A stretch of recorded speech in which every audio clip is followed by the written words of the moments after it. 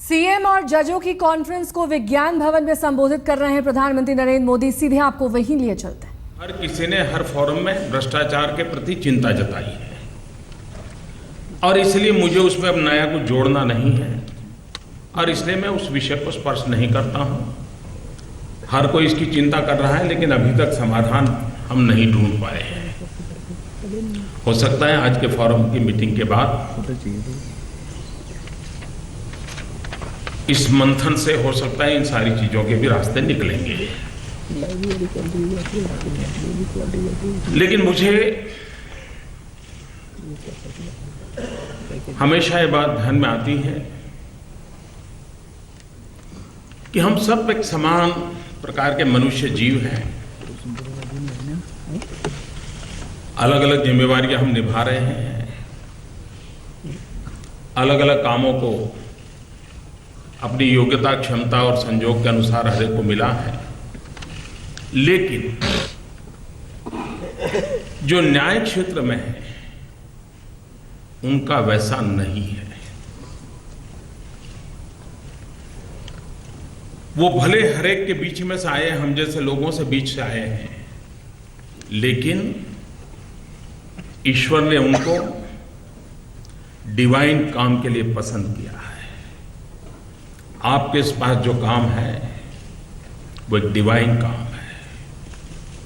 आपके पास जो काम है जो ईश्वर आपके माध्यम से करवाना चाहता है, और इसलिए हम लोगों के पास जो काम है और देश के और 125 करोड़ नागरिकों के पास जो काम है उससे आपका काम भिन्न है। और इसलिए आपकी जिम्मेवारियां भी बहुत हैं और देश की आपसे अपेक्षा भी बहुत है। और सामान्य नागरिक की सर्वाधिक अपेक्षाएं हैं, क्योंकि उसको लगता है कि मैं भगवान के पास तो नहीं पहुंच पाता, लेकिन ये एक जगह है कि जहां मेरा कुछ होगा।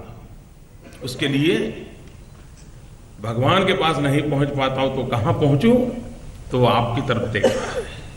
और उस अर्थ में कितना बड़ा डिवाइन काम आपके पास है। और मुझे विश्वास है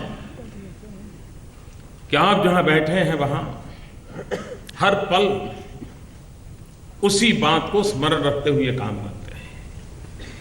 और ये भाव किताबों में पढ़ाया गया नहीं है सामान्य नागरिक को। इस इंस्टीट्यूट ने अपने व्यवहार के कारण, अपनी परंपरा के कारण, अपने चरित्र के कारण सामान्य मानवी के मन में ये आस्था पैदा की है। ये आस्था इंजेक्ट की हुई आस्था नहीं है, ये इवॉल्व हुई है। और जब इवॉल्व हुई है आस्था तो उसकी ताकत भी बहुत ज्यादा होती है। और इसलिए मुझे विश्वास है कि इस महान परंपरा को हम और अधिक उजागर कैसे करें और अधिक ओजस्वी तेजस्वी कैसे बनाएं, ये हमारा दायित्व है। अभी दत्तू साहब कह रहे थे क्वालिटी मैन पावर के लिए।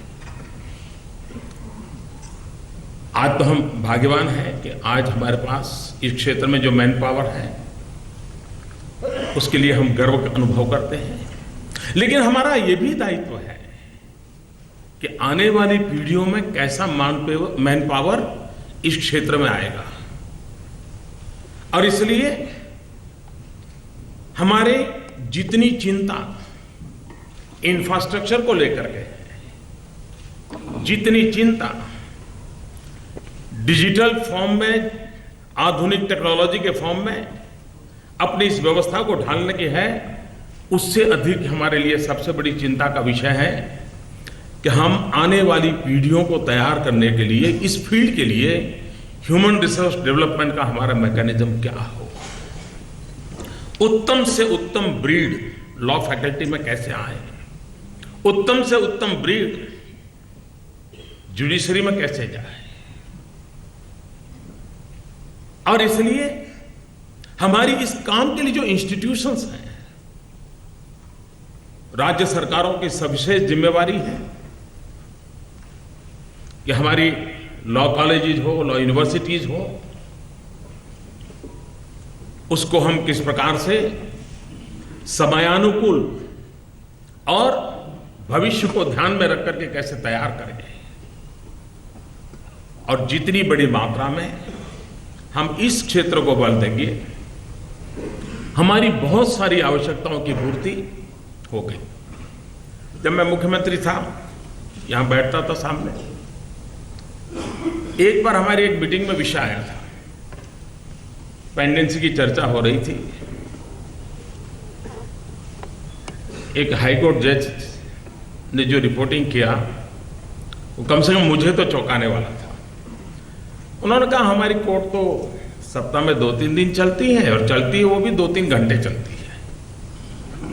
तो बोले हम पेंडेंसी कहाँ से कर सकते हैं? तो ऐसे ही मेरा मन कर गया कि मैं पूछूं तो सही में क्या बात है। दाहिना पैर रखा, हमारी बिरादरी की बहुत स्क्रूटिनी होती है, और वक्त इतना बदल चुका है कि आज से 10 साल पहले जो खबर गॉसिप कॉलम में भी जगह नहीं लेती थी, वो आज ब्रेकिंग न्यूज बन गई है। इतना अंतर आया है। जिसको कभी गॉसिप कॉलम में भी जगह देने से एडिटर 50 बार सोचता था कि इसको गॉसिप कॉलम में भी रखूं या ना रखूं, वो आज ब्रेकिंग न्यूज बन गया है। और हम 24 घंटे उसकी स्क्रूटिनी हमारी होती है। वक्त एक ब्रेक का हो चला है, फौरन होंगे हाजिर, देखते रहिए आज तक।